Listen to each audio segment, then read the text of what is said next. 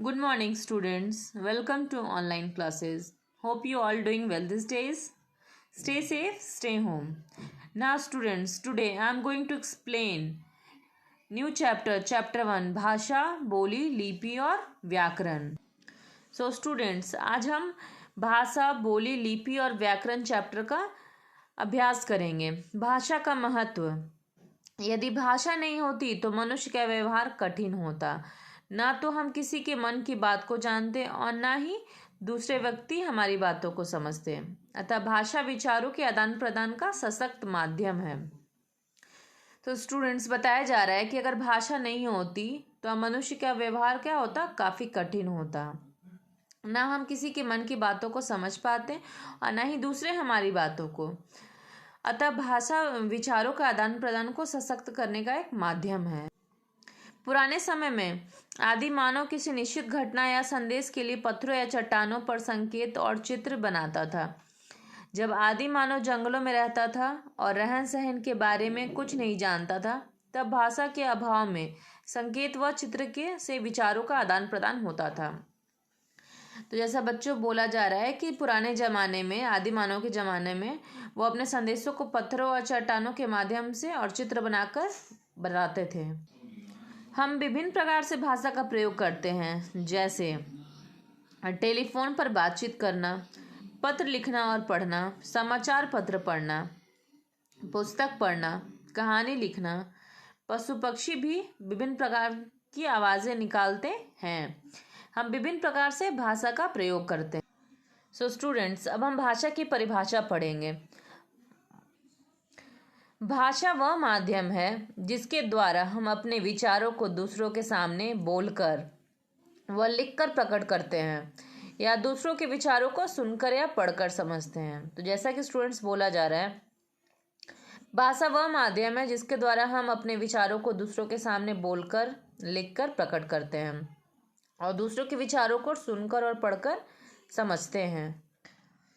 बच्चा जब छोटा होता है तब सबसे पहले अपने मुख से कुछ कुछ ध्वनियाँ निकालता है, फिर कुछ शब्द सीखता है और अंत में अपने शब्दों को वाक्यों के रूप में बोलने लग जाता है. जब वह विद्यालय जाता है तो उसकी भाषा को एक सुदृढ़ और व्यवस्थित रूप मिलता है.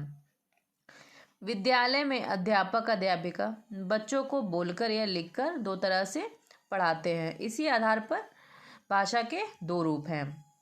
भाषा के रूप. भाषा के निम्नलिखित दो रूप हैं, मौखिक भाषा, लिखित भाषा. जैसा कि बच्चों बोला जा रहा है कि भाषा के दो रूप हैं, मौखिक भाषा, लिखित भाषा. फर्स्ट, मौखिक भाषा. अब हम देखेंगे मौखिक भाषा किसे कहते हैं. जब हम दूसरों के सामने अपनी बात बोलकर प्रकट करते हैं और दूसरों की बातों को सुनकर व समझकर उसका उत्तर देते हैं, तब हम भाषा के मौखिक रूप का प्रयोग करते हैं. जैसा बातें करना, भाषण देना, टेलीफोन पर बातचीत करना आदि सभी मौखिक भाषा का उदाहरण है. तो जैसा स्टूडेंट, हम जब दूसरों के सामने अपनी बात को बोलकर प्रकट करते हैं और दूसरे हमारी बातों को सुनकर और समझकर उसका उत्तर देते हैं, यह भाषा का मौखिक रूप है. लिखित भाषा. दूसरा है बच्चों लिखित भाषा. जब हम लिखकर अपनी बातों को दूसरों के सामने प्रकट करते हैं और दूसरे की बातों को पढ़कर समझते हैं, यह भाषा का लिखित रूप कहलाता है. जैसे पत्र लिखना, संदेश भेजना, कहानी व संवाद लिखना आदि लिखित भाषा के उदाहरण हैं. तो स्टूडेंट्स, लिखित भाषा की परिभाषा है जब हम लिखकर अपनी बातों को दूसरे के सामने प्रकट करते हैं और दूसरों की बातों को पढ़कर समझते हैं, तो यह भाषा का लिखित रूप कहलाता है. सांकेतिक भाषा. भाषा के एक अन्य रूप का भी प्रयोग हम करते हैं. जैसे कई बार हम चुप रहने के लिए मुंह पर उंगली रखने का इशारा कर देते हैं. ट्रैफिक पुलिस का सिपाही भी दिन भर इशारों के माध्यम से यातायात को नियंत्रित करता है. इसे सांकेतिक भाषा कहते हैं. गूंगे व्यक्ति भी आपस में इशारों से ही बातें करते हैं.